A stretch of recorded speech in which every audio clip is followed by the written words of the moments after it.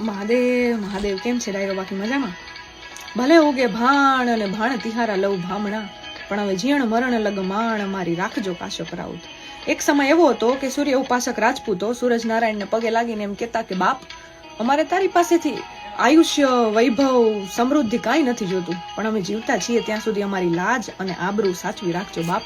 અને આવા જન્મના ગળથુથીના સંસ્કાર લઈ અને ગોહિલ વંશની જે મોખડાજી ગોહિલની કુળ પરંપરા હાલી આવી છે, એમાં અરઠીલા ગામ પ્રેઝન્ટલી નોન એઝ લાઠી, ત્યાં ભીમજી ગોહિલના દીકરા હમીરજી ગોહિલની વાત કરવી છે મારે આજે.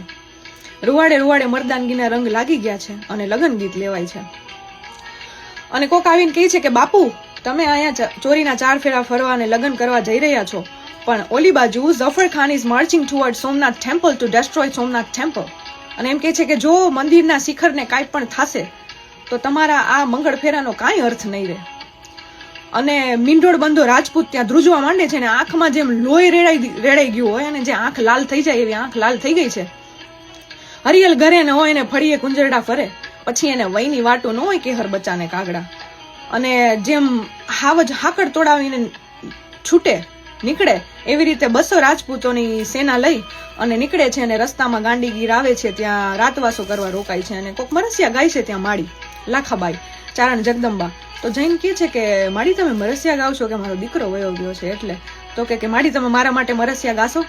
તો કે અરે બાપ, જીવતા માણસના મરસિયા હોતા હશે? આવા જુવાન દીકરાના મરસિયા હું ગાવ? તો કે હું તો મોતના મંડપે માલવા નીકળો છું, હું સોમૈયા દાદાની રક્ષા કરવા માટે નીકળો છું, અને જ્યારે ત્યારે હું કામ આવી જઈશ રણ મેદાનમાં, ત્યારે મારી છેલ્લી ઘડી હશે ને મારે મોત આવવાનું હશે, ત્યારે જો તમે મરસિયા ગાશો તો મારું મોત મને મીઠું લાગશે. કે ખમા બાપ, હું ગઈશ તારા માટે મરસિયા, હું આવીશ તારી ભેગી. પછી ત્યાંથી રસ્તામાં મળે છે વેગડાજી ભીલ, અને એમની દીકરી રાજલ હારે લગ્ન કરે છે, કેમ કે ભગવાનનું સપનું આવ્યું હતું કે કુંવારા રણ મેદાનમાં જો કામ આવી જાય તો એને અપ્સરા ન વરે, એટલે જે તૈયાર થાય એની હારે તું લગ્ન કરી લેજે. એટલે જે રાજલ હતા વેગડાજી ભીલના દીકરી, એમની હારે ચોરીના 4 ફેરા ફરે છે, અને પછી વેગડાજી ભીલ એમની હારે જોડાય છે 3000ની તીરકામઠા હારે સેના લઈ, અને પછી ત્યાંથી નીકળે છે હર હર મહાદેવના નારા હારે રણ મેદાનમાં સામે યવનોની ફોજની સામે ધીંગાણા કરે છે. કોકના હાથ અને કોકના આંતરડા અને કોકના પગ ને બધું તૂટી જાય છે, અને એવી યુદ્ધ જામે છે. અને માથું પડી ગયું છે હમીરજી ગોહિલનું, અને એનું ધડ લડે છે. લડતા લડતા at the end he laid his life at the very doorstep of Somnath temple.